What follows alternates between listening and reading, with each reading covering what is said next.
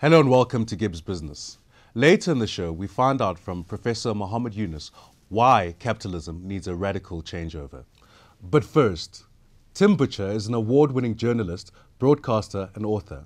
His first book, Blood River, used the story of an epic journey through the Congo to unravel the region's turbulent history.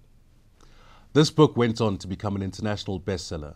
I chat to him about his travels and optimism about the African continent.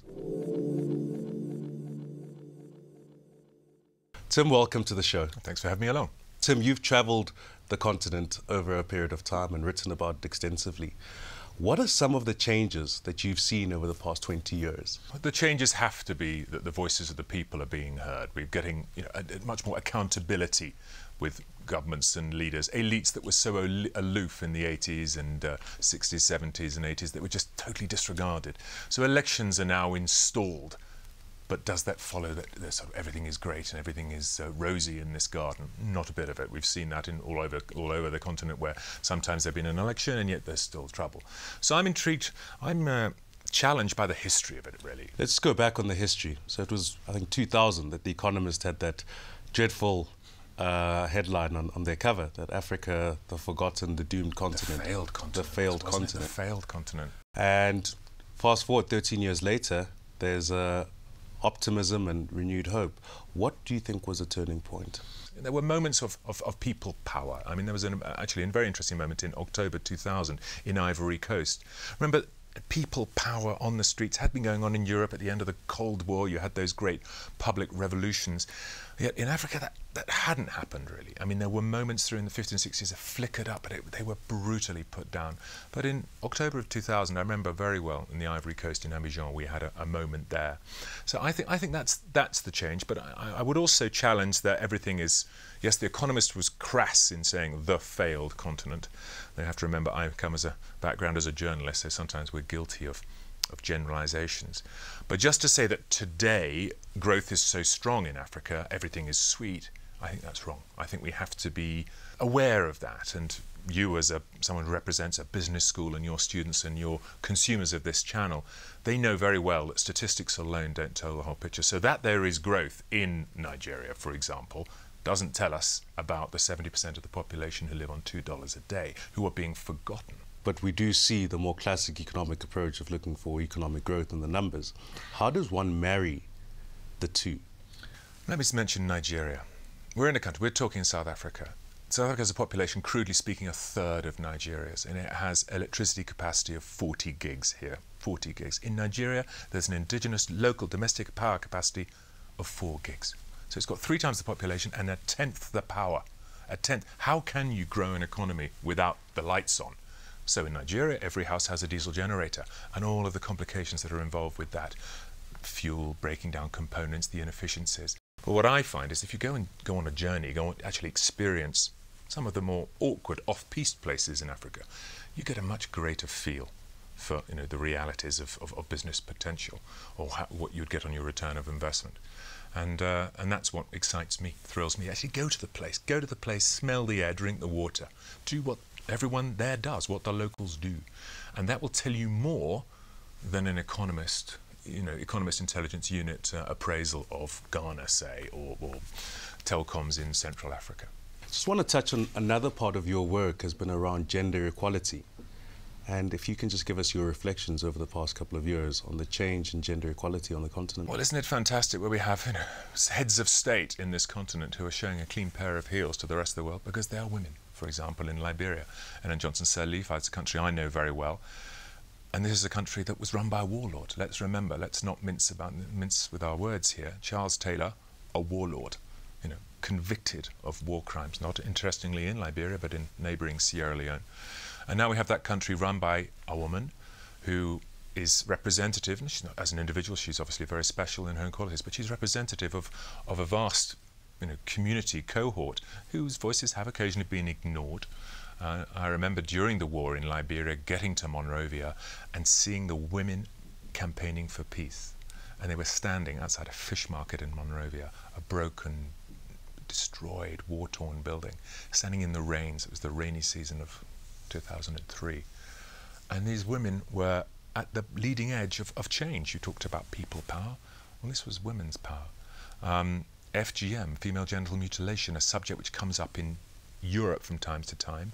That I also am intrigued by in terms of the role it plays in certain cultural traditions, in certain taboos, in certain anchors on a society that, as an outsider, I struggle to understand sometimes. But that again is changing, and you get an enormous number of people in West Africa or in Northeast Africa who are challenging that dominance. Can you tell us just briefly your summation of your learnings on your travels on the continent? I've written 2 books about these trips I've made, major trips, and one was through the Congo, that book is called Blood River, and one was in West Africa through Sierra Leone and Liberia, and that's called Chasing the Devil. And in essence, they're both exercises in taking a journey and using that journey to unravel the history. I mean, in the Congo is, frankly, it's the history of Africa writ large in one country. This vast, amazing, teeming environment across the equator with this stunning river, this river that's like a force of nature. All of the potential there, whether it's in the diamonds or the gold or the copper or the coltan or in the agriculture or in the hydro, whatever it is, it's all there. And yet it's been so troubled, so turbulent, so problematic, with the history from the 1960s, the Katanga War, with the Mobutu's rise, the kleptomania, the corruption, and the wars, of course, the worst war in the world, which has been ravaging that region from 1990-96. So I did a journey that unraveled history, and that's what I get thrilled by. And similarly in Sierra Leone and Liberia, places that were torn by conflict, you can see the flickers of hope. You can see those first tendrils growing up if you go on a journey and you engage with those women, the women who hold the sharp end of the machete or the panga, the children who are dreaming about not killing and not being a child soldier, but dreaming about cell phones and cars and looking across the horizon for the future. And that's what excites me, seeing those journeys as a way to unravel complicated places. And what are the lessons for the future generations to avoid those travesties again? Accountability and rule of law. Hold those to account. As Madiba himself, Nelson Mandela, said, when you've done the election, your job is only half done. You have to hold those you have elected to account. And in the past, of course, those leaders, those elites have been totally aloof in Africa, whether it was Idi Amin and his successors, or Mobutu Sese Seko, or Charles Taylor, or Bokassa, or it goes on and on. They've always been aloof from their reality.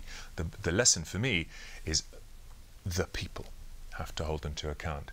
And it might be a middle class, a growing middle class. That's what held Europe together. My country, Britain, its glue is its middle class. On that note, Tim, thank you so much for your time, and we wish you all the best in your endeavours. Thank you.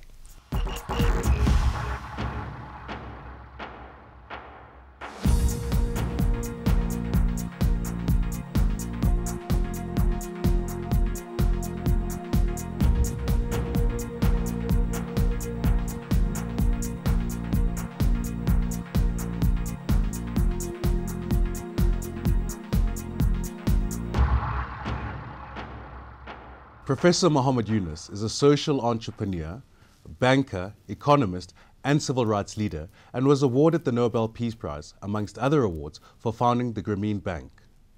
He pioneered the concepts of microcredit and microfinance. He told a GIBS audience how the current system of capitalism needs to be reworked throughout the world.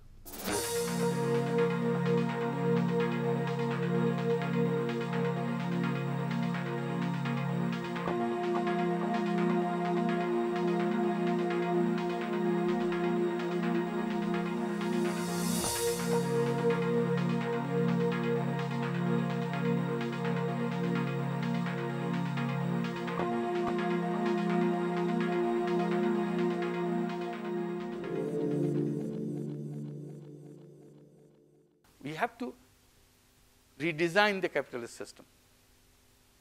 One word I keep saying, that capitalism today is standing on one leg. That's why it's so unstable.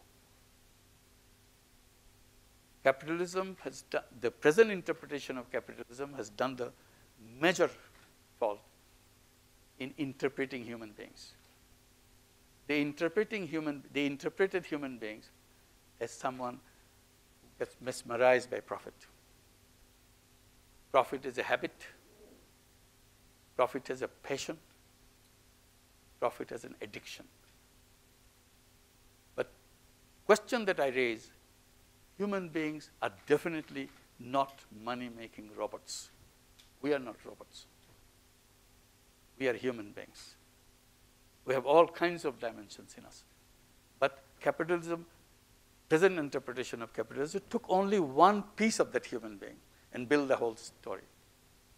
That's where we went wrong. If you allowed the whole part of human being, we will be good, because profit-making idea is incorporated into it because of our selfishness. We are selfish. That's the assumption.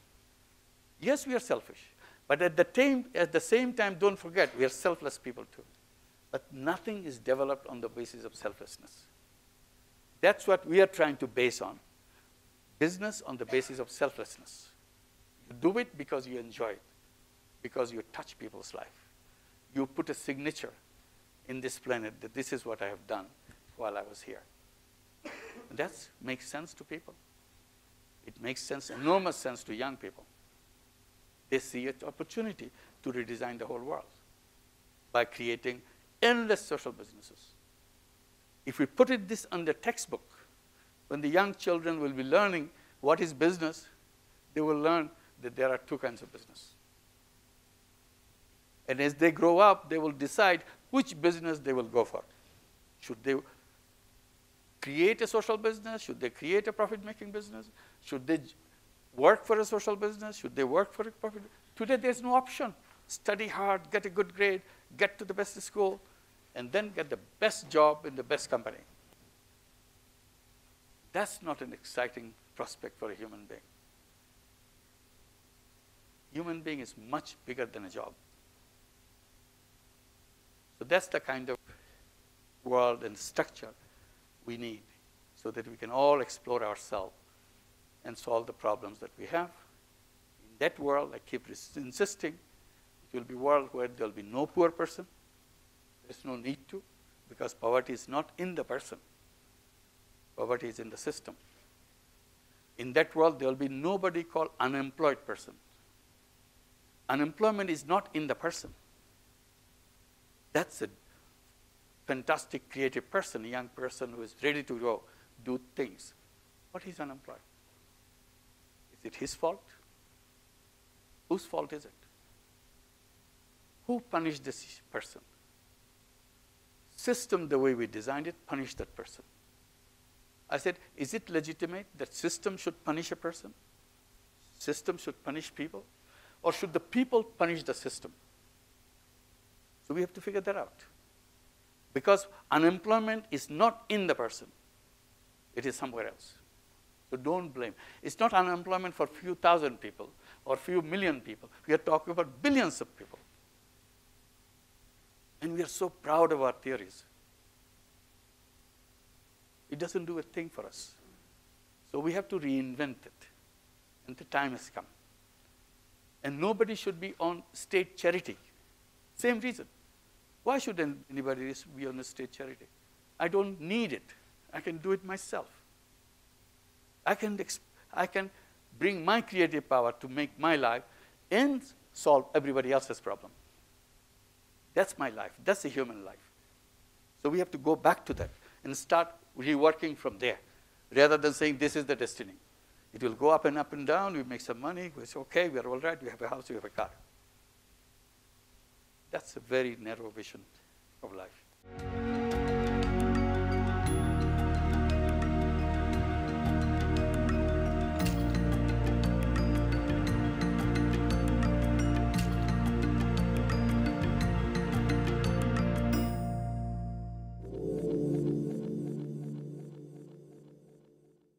Some serious food for thought from both our guests today.